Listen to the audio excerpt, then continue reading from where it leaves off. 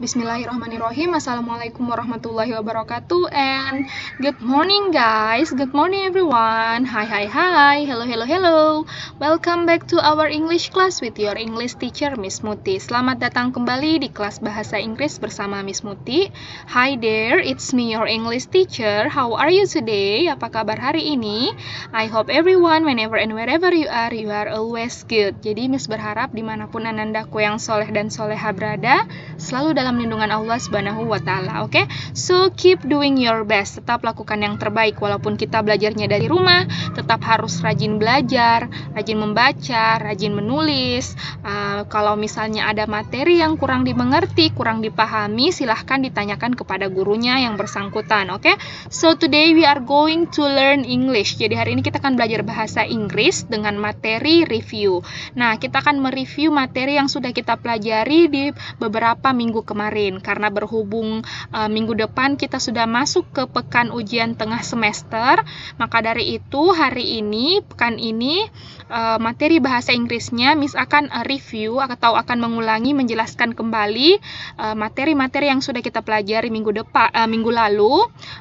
lalu yang akan masuk di materi ujian tengah semesternya. Jadi Miss berharap anandaku menonton videonya sampai selesai, jangan ada di skip videonya, tetap dinonton, dicermati, dipahami, sehingga nanti kalau misalnya ujian bisa menjadi bantuan untuk anandaku, karena anandaku sudah menonton videonya dan sudah bisa belajar dari video ini. Jadi pas ujian nanti insya Allah dimudahkan. Oke, jadi tetap dinonton sampai habis videonya. Do not skip the video, jangan di skip videonya. Oke, so langsung saja kita mulai ya.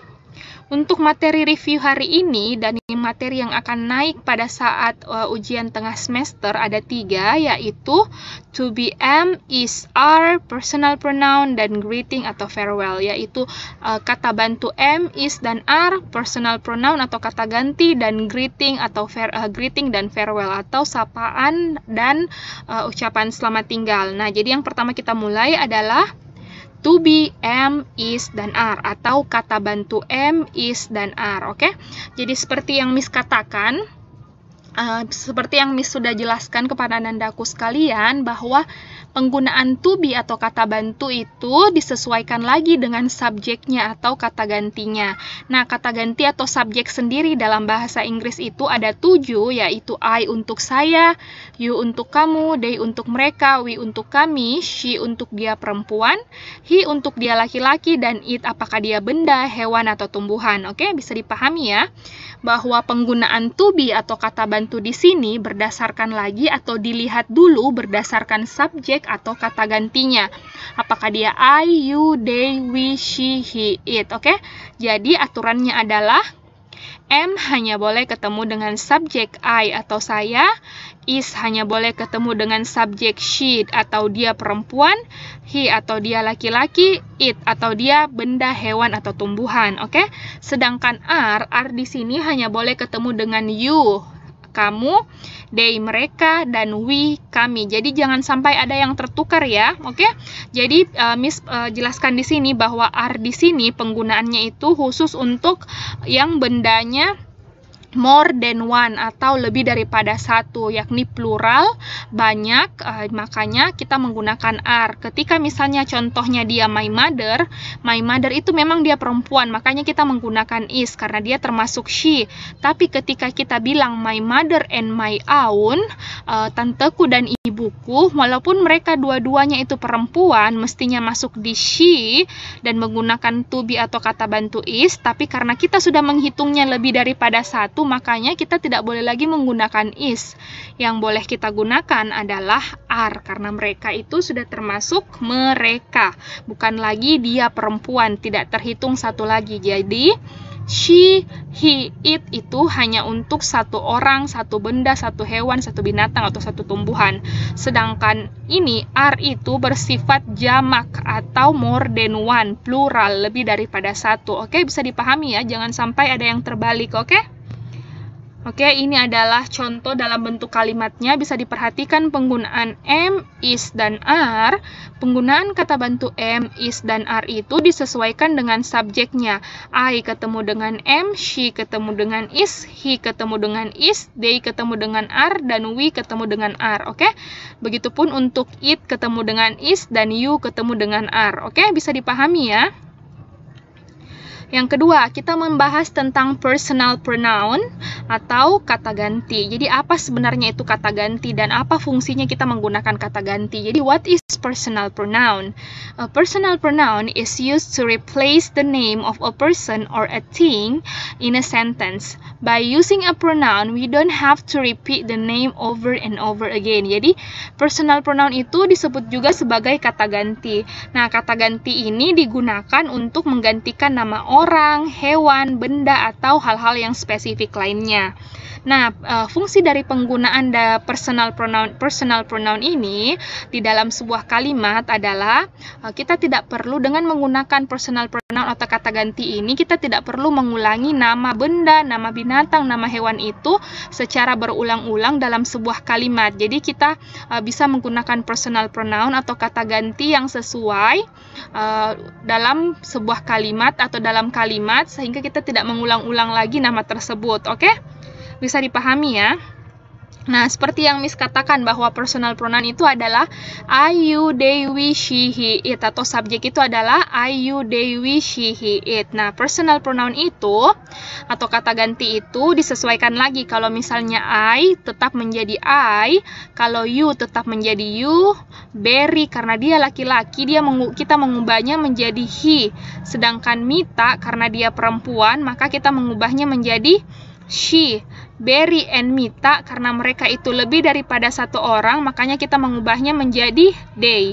Begitupun untuk a house. A house itu adalah sebuah rumah. Berarti dia masuk di it.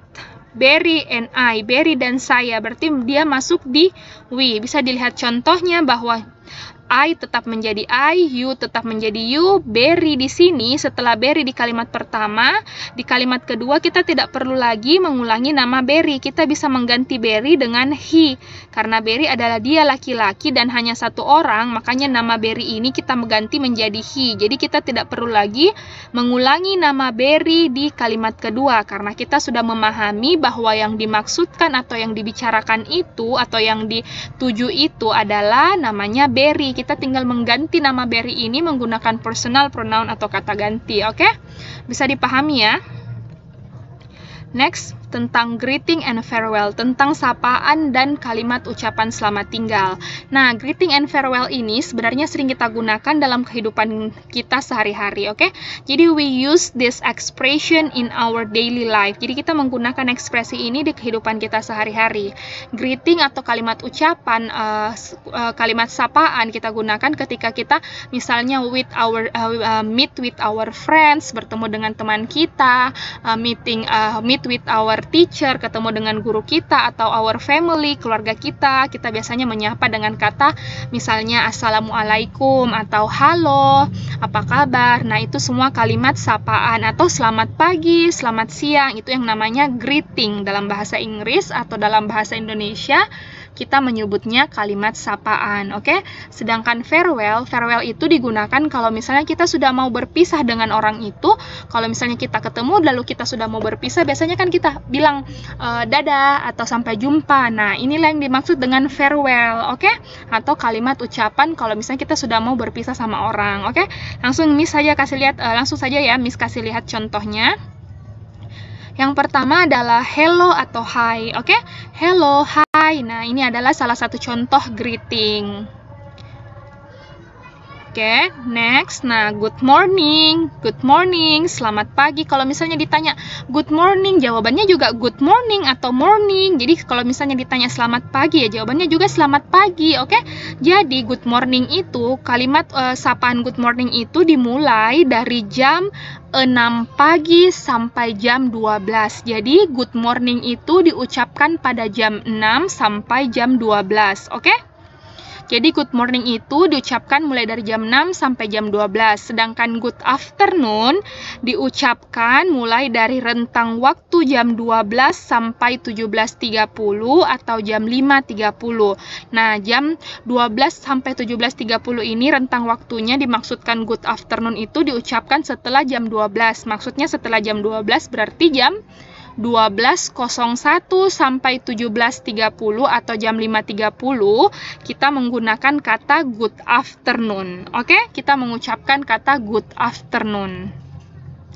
Sedangkan kalau misalnya sudah kita menggunakan good evening itu digunakan pada saat jam 17.30 berarti 17.31 setelah jam 5.30 sampai jam 10. Oke, jam 10 malam. Oke, jadi AM itu artinya kalau misalnya anak-anakku ingin memudah mendengarkan atau mudah mengingatnya, AM itu kalau Miss dalam belajar itu biasa mengucapkan agar mudah diingat itu AM itu ada matahari, PM itu pulang matahari. Berarti kalau sudah pulang matahari sudah gelap, berarti kita evening. Evening itu mulai dari 5.30 atau misalnya 5.30 PM sampai jam 10 PM berarti pulang matahari. Berarti kita sudah menggunakan kata good evening. Sedangkan kalau misalnya kita menggunakan pagi itu kita menggunakan kata AM, ada matahari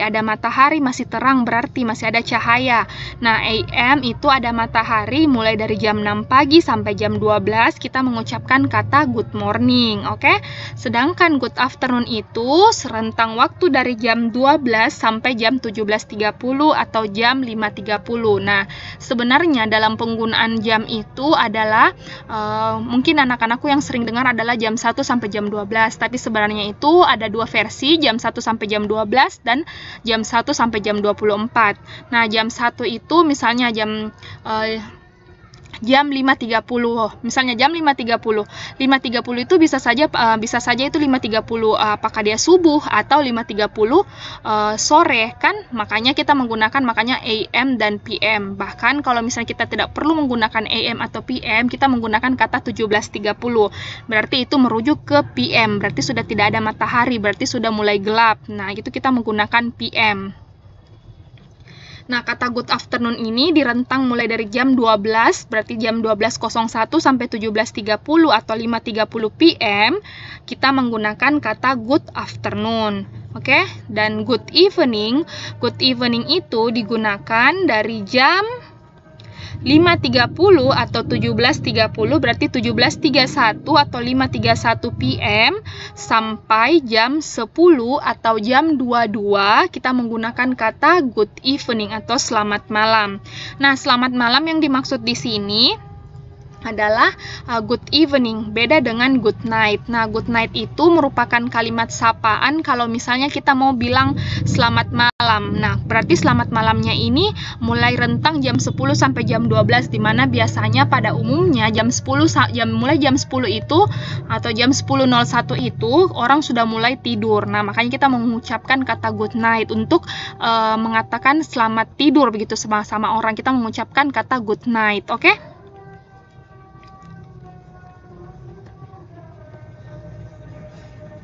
Oke, nah selain dari kata good morning, good afternoon, good evening, hello, hi, kita juga biasa menyapa orang dengan kata apa kabar, bagaimana kabar tak. Nah, kalau in English kita menyebutkan how are you atau what's up atau how are you doing today atau how you feeling, how are you.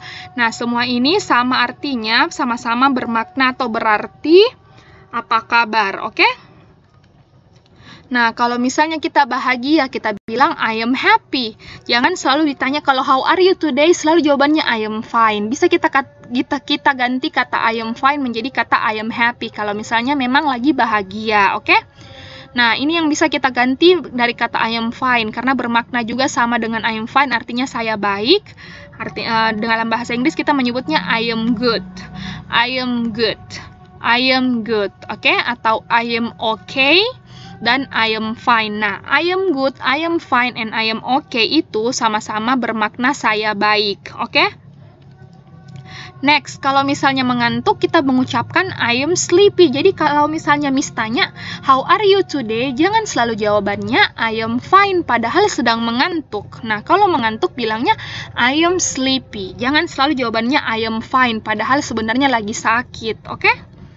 Nah, contohnya lagi sakit, I am sick. Bukan selalu bilang I am fine, karena I am fine itu hanya bermakna saya baik, saya baik-baik saja, oke?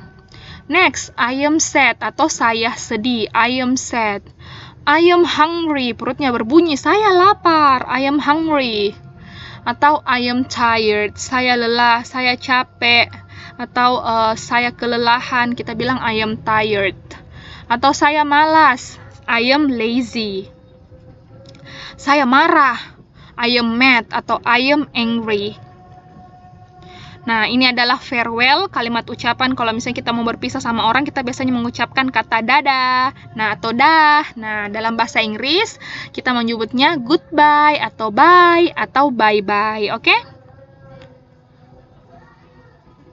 Nah, selain kata itu, kita juga bisa melanjutkan dengan kata sampai jumpa, atau dalam bahasa Inggris kita mengucapkan see you next class, atau see you, bye-bye, begitu kan? See you later, see you next time, oke?